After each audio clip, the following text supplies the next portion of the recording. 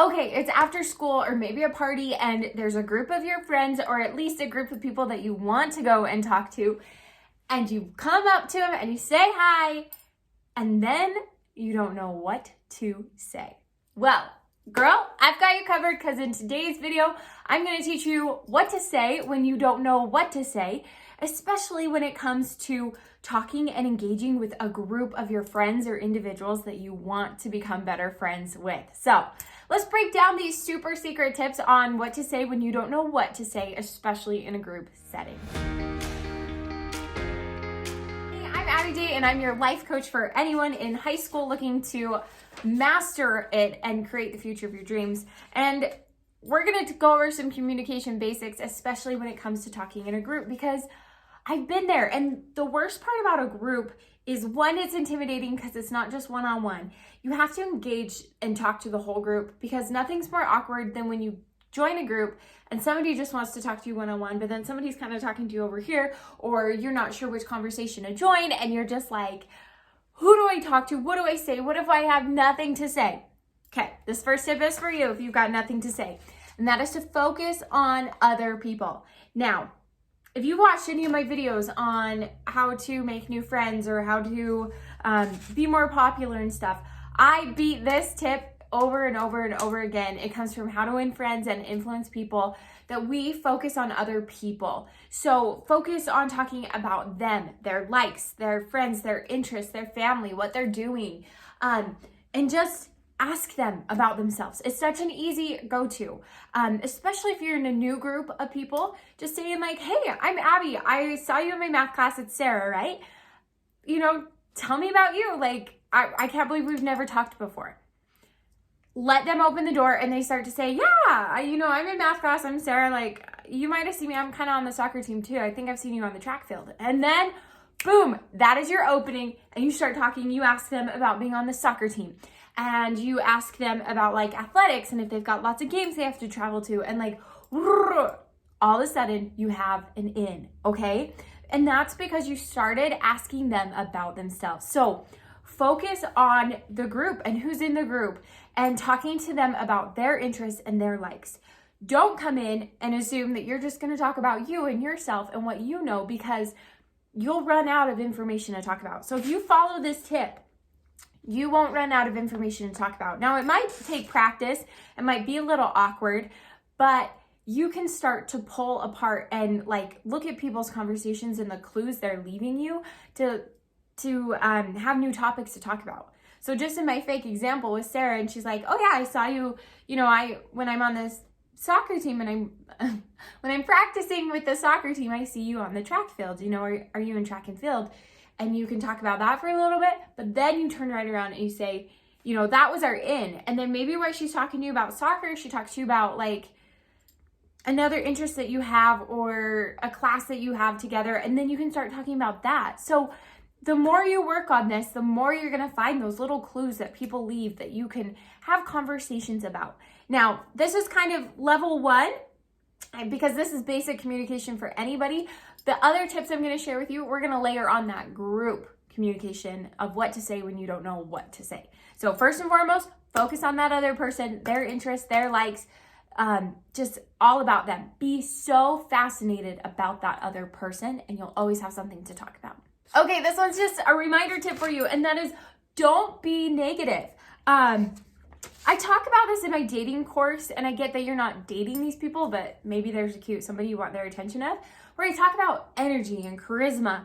And just my generalized tip for you in a quick video is like, let's not be negative. Don't go into the group with negative energy or with a chip on your shoulder.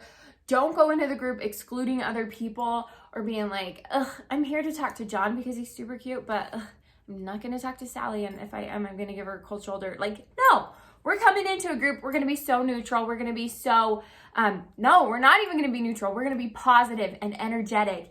And for your communication, it's really easy. Teens, I don't know why, as human beings, it's easier to talk about things we don't like, or to gossip, or to throw out just like these negative statements. They just come easily. So don't enter the group and say, oh, guys, I just bombed my math test.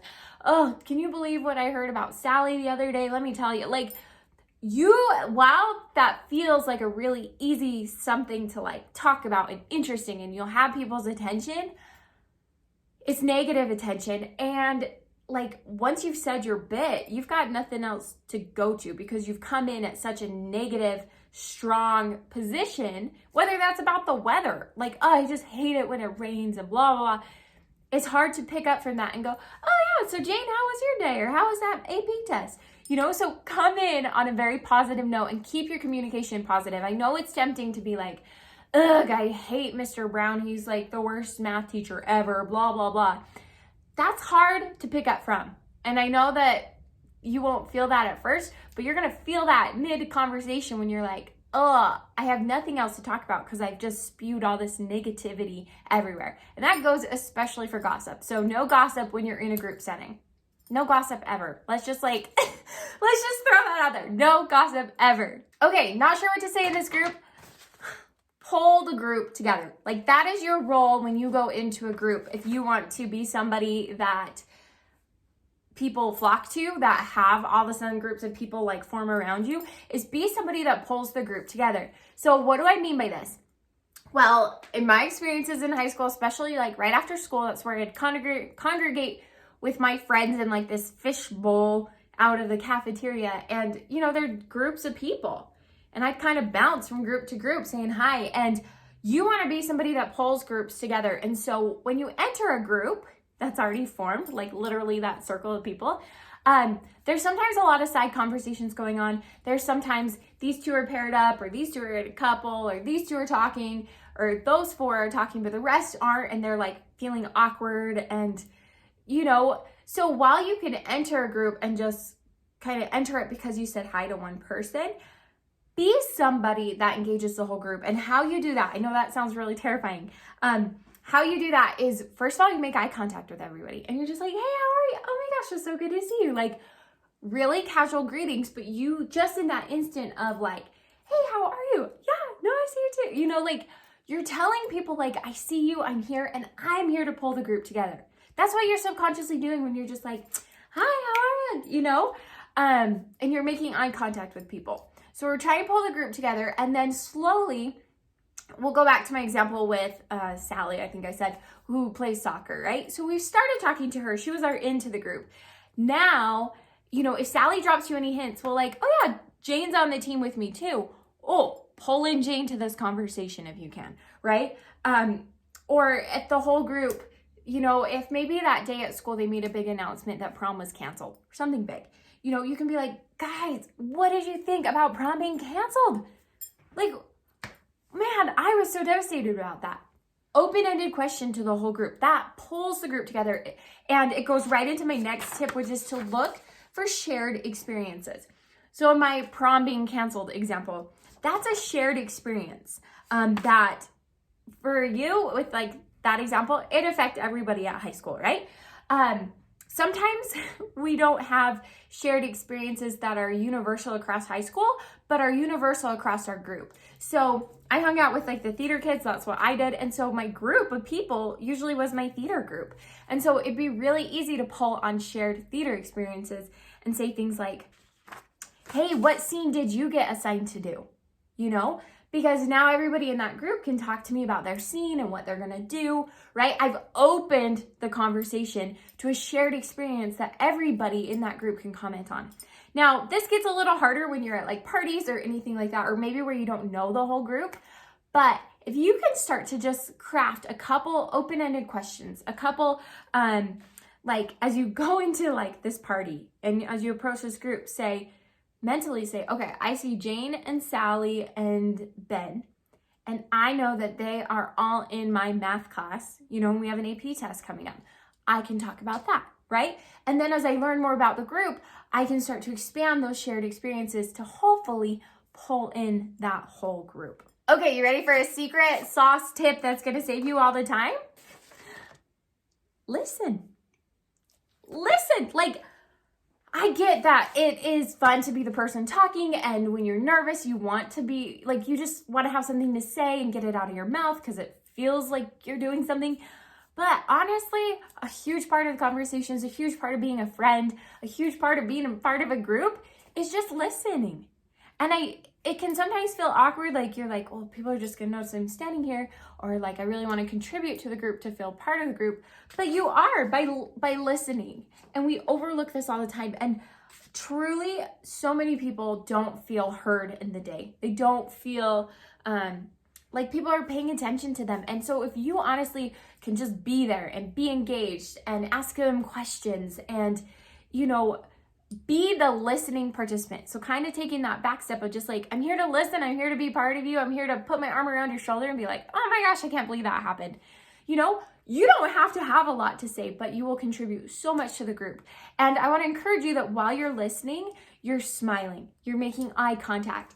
And if one person's kind of engaging you in like a one-off conversation and you're like, oh man, I want to pull the group together and I want to talk to the whole group, you listen to them and you're like, oh my gosh, did you just hear that? Ben? Like, Austin over here did this and this and this, So you can still pull people together and invite more people to listen. Invite more people to be part of this circle. And listening is so overlooked. But if you can listen with some positive energy and like really tell this person, like, I'm here, I'm engaged with you, it will make all the difference. And you don't even have to have anything to say. Okay, this tip will have people flocking to you, and you will be that one that groups just congregate around. And that is to be the glue. Now, more than just pulling the group together, more than just like trying to open the conversation to new people, we're also going to be the glue that connects people. And so if you enter a group of friends and you see that maybe there's two new people there, be that person that connects with them and then connects them to other people. If you can be somebody that, for lack of a better word, like networks your friends and says, oh my goodness, you're in this class and this person, we have an AP study group. Do you want to join us? Like, you're being that glue. You're being somebody that connects other people to new friends, being somebody that connects people to new connections. And this is definitely the next level of like being a group participant, but people are going to flock to you. They're going to feel like you're so safe that you give them things to talk about, that you give them a sense of connection to the group, and you want to be that. So as you're there, if you see new people, make introductions. As you're there, connect friends. As you're there, connect conversations. Just like I shared in that last example of listening, if somebody's kind of just engaging you one-on-one and it's been a lot of you two one-on-one, be sure to open it up to the group and try to pull other people in, and that like makes sense and has relevant ties. But constantly be that person that's trying to open up the group, bring people in, connect other people. Think of yourself as the glue of your friends groups. And are you that person? Are you that person that's open and positive and willing to let other people in? Because so often we get, and myself included, I was the worst at this because I'm crazy loyal and I'm also just like a one-friender and done. Like, I had a best friend and I was like, good. I don't need other people. So it's hard for me to share. It's hard for me to share my people. I know that sounds so weird, but when you can open yourself up and say, hey, the more friends, the more laughter, the more conversation, the better, people will be magnetized to you as you are the glue of your friend group and honestly, just the glue of the flow of that night. Okay, babe, I know, like for a fact, that these tips are gonna help you out the next time you're in a group of people and you don't know what to say. So use these tips to help you know what to say when you don't know what to say. And if you have questions about a tip or how you're supposed to do something, please leave a comment down below. If I see it, I will try my very best to get back to you. One of the best ways to reach me is Instagram via DMs. So please check that out. And if you need extra help with high school and are just ready to take your life, your communication, your friendships to the next level, check out my high school guide and dating course. They're life-changing for you. And I designed them in such a way that it doesn't matter where in your young adulthood journey you are, junior high, high school, even college, they are going to drastically change your life for the rest of your life because I'm teaching you lifelong skills. So check those out. Those are on my website, abbywinslow.com. I'll leave a link below. And you know what, babe? Wishing you the best of luck. I hope you subscribe to my channel and I can't wait to see you in my next video. So Abby J out.